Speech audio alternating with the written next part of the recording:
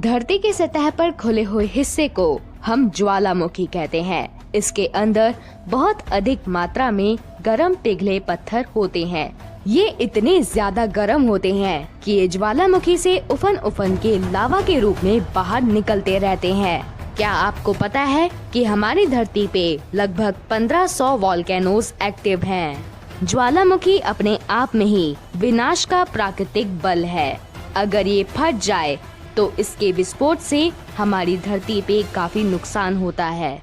आप में से एक फ्रेंड का सवाल है कि अगर कोई एस्टेरॉयड किसी एक्टिव वॉल्केनो से टकरा जाए तो क्या होगा, एंड मुझे आपका ये क्वेश्चन बहुत इंटरेस्टिंग लगा है। सो आज के इस वीडियो में हम यही एक्सप्लोर करेंगे कि क्या हो अगर कोई एस्टेरॉयड वॉल्केनो से टकरा जाए तो। So let's start this video.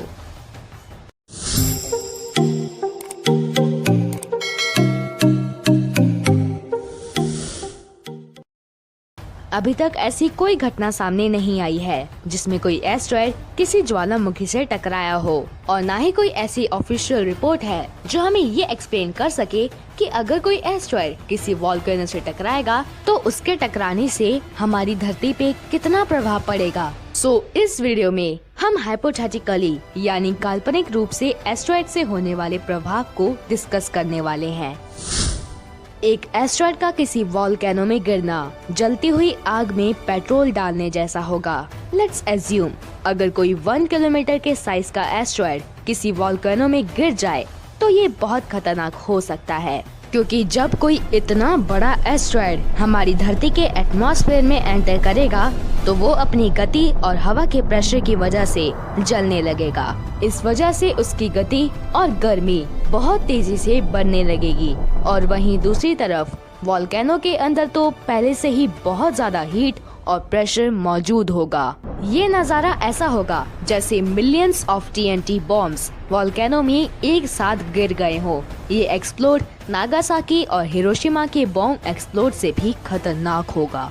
Asteroid के टकराने के बाद वॉल्केनो बुरी तरह से फट जाएगा। उसके अंदर से बहुत अधिक मात्रा में लावा बाहर निकलने लगेगा।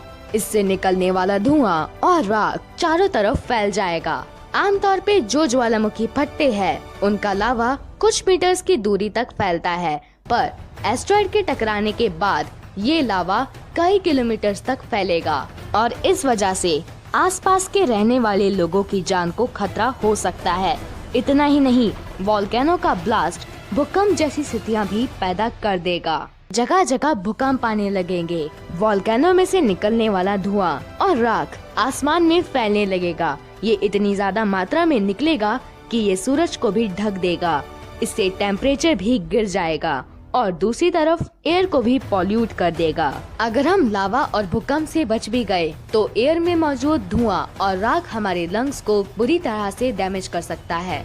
धरती को इस नुकसान से उभरने में काफी समय लग सकता है। वेल फ्रेंड्स, ये इस बात पे भी डिपेंड करता है कि वॉल्केनो से टकराने वाला एस्टेरॉयड कितना बड़ा है। अगर कोई छोटा कुछ मीटर्स का एस्टेरॉयड वॉल्केनो से टकराता है तो उससे हमारी धरती पे ज्यादा प्रभाव नहीं पड़ेगा, क्योंकि उसका कुछ हिस्सा धरती के एटमॉस्फेयर में आने के बाद जल जाएगा और वो पहले से भी ज्यादा छोटा हो जाएगा।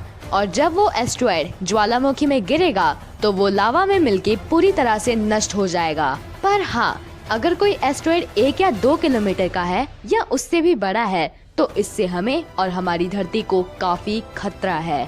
बट रिलैक्स, आपको घबराने की कोई जरूरत नहीं है, क्योंकि ये सिर्फ एक हाइपोथेटिकल इमेजिनेशन थी। ऐसा कुछ भी नहीं होने वाला। और वैसे भी नासा के वैज्ञानिक डार्ट और हीरा मिशन पे काम कर रहे हैं। इस मिशन का मकसद है हमारी धरती को एस्टेरॉयड के इम्पैक्ट से बचाना। वेल, इस टॉपिक को मैं अगली वीडियो में डिस्कस करने वाला हूँ। तब तक के लिए stay tuned with Moneyverse and thanks for watching.